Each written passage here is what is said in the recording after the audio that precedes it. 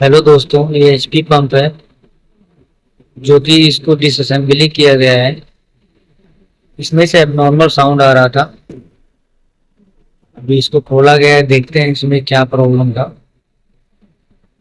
इसके पंप से, इसके इम्पलर से कुछ आवाजें आ रही थी, एबनॉर्मल साउंड।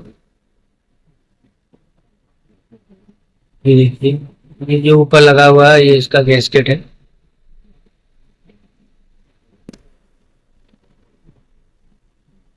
ये सीलिंग के लिए लगाया जाता है। ये देखिए, इसका बेयरिंग थोड़ा लूज है, लूज है। और इसको रोटेट करके देखने में देखिए, कहीं तो ये टच हो रहा है, ये टच कर रहा है, जिसकी वजह से अब नॉर्मल साउंड आ रहा था इम्प्लग से। और इसको ऐसा लग रहा है कि टच होने की वजह से ये साउंड आ रहा था।